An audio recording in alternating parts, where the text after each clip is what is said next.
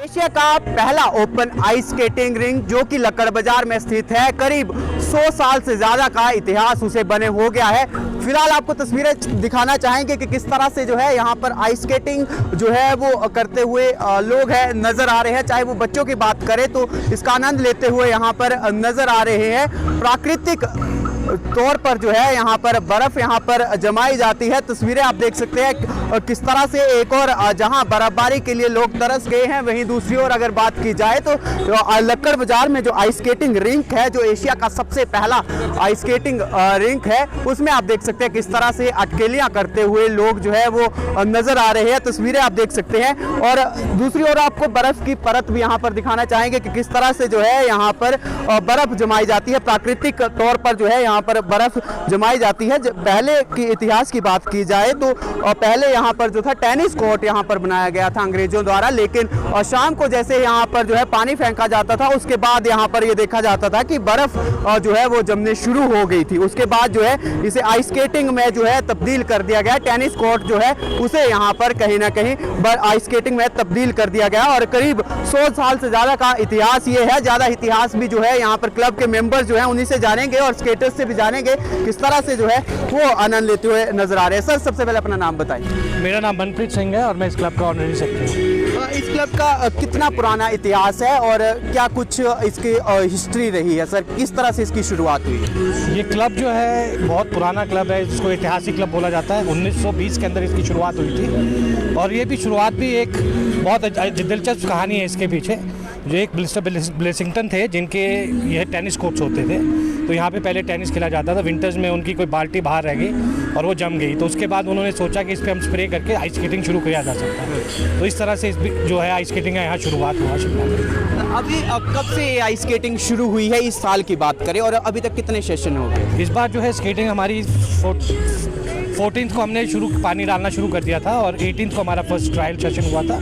उसके बाद से लगातार बीच में 1-2 दिन छोड़ के स्केटिंग लगातार हो रही है। बर्फ जमाने का तरीका वही रहता है जो पहले था? बिल्कुल सेम वही तरीका है, सिर्फ पानी स्प्रे किया जाता है यहाँ पर। उस पानी स्प्रे करने का एक तरीका है, उसके साथ जो है अपने आप जो है आइस नेचुरल फॉर्म में जमती रहे। आप खुद भी यहाँ पर स्केटिंग कर रहे हैं, काफ़ी छोटे छोटे बच्चे भी यहाँ पर स्केटिंग करते हुए नजर आते हैं। किस तरह का एक्सपीरियंस रहा है, क्योंकि आप तो काफ़ी लंबे समय से कर रहे हो? जी, हमने स्केटिंग शुरू कर दी थी जब हम 3 साल के थे और इसी तरह जो मेरे साथी यहाँ खड़े हैं सब ने जो है बहुत शुरू से स्केटिंग शुरू की हुई है और हमें लगभग अब 35 साल से ऊपर हो चुके हैं स्केटिंग करते हुए। तो इसका जो स्केटिंग का एक अपना ही चार्म है। विंटर्स के अंदर सबको इसका उत्साह रहता है कि कब स्केटिंग शुरू हो और कब हम स्केटिंग करें। हम अपने बचपन की बात आते हैं, स्केटिंग शुरू हो जाती थी और हम पेपर देने जाते थे तो दिल नहीं करता था जाने का। बट अब जो है, अब जो सीज़न के अंदर there is a lot of change.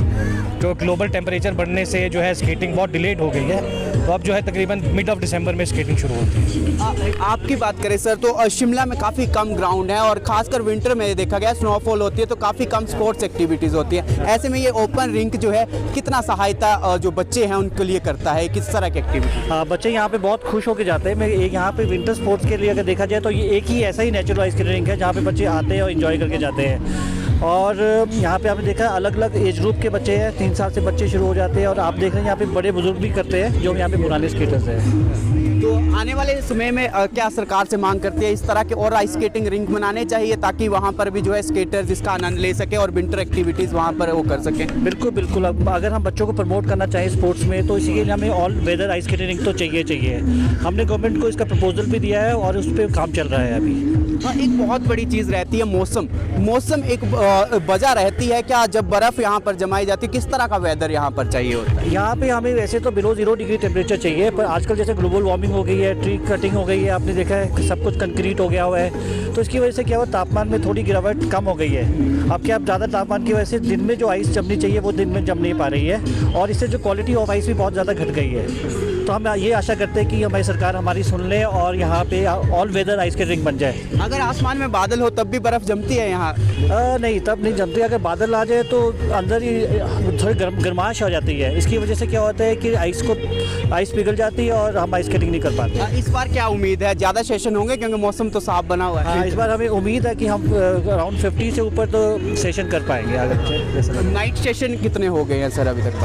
अगर कहा जाए ऑलमोस्ट 18 नाइट सेशन हो चुके हैं और ये हमारे 34th सेशन चल रहा है आज का। पर्यटक भी यहाँ पर भाग ले रहे हैं, इसमें खेल रहे हैं। हाँ जी बिल्कुल, पर्यटक आते हैं, सुबह और शाम को दोनों टाइम आते हैं, और शाम को ज़्यादा आते हैं और यहाँ का लुत्फ लेकर जाते हैं इस टूर्नामेंट का। चलिए, बहुत बहुत धन्यवाद हमारे से बातचीत करने के लिए। तो एक बार फिर से आपको तस्वीरें दिखाना चाहेंगे कि किस तरह से आनंद लेते हुए जो बच्चे हैं, चाहे वो बुजुर्गों की बात करें, यहाँ पर पहुँचे हुए हैं। क्लब के काफ़ी मेंबर्स जो है यहाँ पर देखने के लिए मिल रहे हैं। साथ ही अगर बात की जाए तो किस तरह से जो है आनंद यहाँ पर जो है वो लिया जा रहा है। दूसरी ओर अगर बात की जाए तो आप देख सकते हैं किस तरह से जो है एशिया का पहला जो है ये ओपन आइस स्केटिंग रिंक है, और इसमें किस तरह से आनंद लेते हुए नजर आ रहे कुछ एक स्केटर्स हमारे साथ मौजूद है। सर, सबसे पहले अपना नाम बताएं, कहाँ के रहने वाले हैं? मैं पीटर हूँ और मैं शिमला से ही रहता हूँ। स्केटिंग कब से कर रहे हैं आप? कब से आपने सोचा कि स्केटिंग करनी है? हाँ, जब मैं 5 साल का था, जब मैंने स्केटिंग स्टार्ट कर ली थी। तब की स्केटिंग और अब की स्केटिंग में, यानी कि बर्फ की बात करें तो कितना फर्क आपको लगता है? थोड़ा फर्क हुआ है कुछ?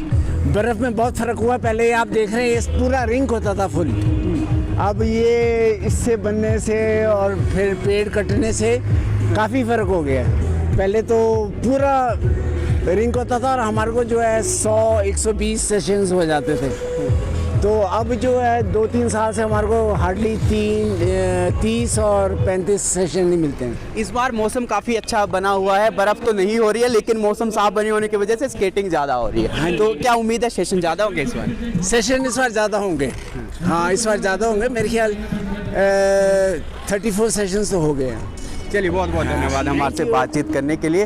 और तो यहाँ पर आप देख सकते हैं जो स्केटर्स हैं, हमने उनसे भी बात की, साथ ही क्लब के सदस्य जो है उनसे भी बातचीत की और इतिहास के बारे में भी जाना है कि क्या कुछ इसका इतिहास रहा है। तो ये तमाम जानकारी जो है हमने आपको जो है आइस स्केटिंग रिंक, जो एशिया का पहला ओपन आइस स्केटिंग रिंक है, 100 साल से ज़्यादा का समय जो है इसे बना यहाँ पर हो गया है, इस चीज़ को लेकर जो है हमने आपके साथ जानकारी साझा की। समाचार फर्स्ट के लिए शिमला से नीरज डोगरा की रिपोर्ट।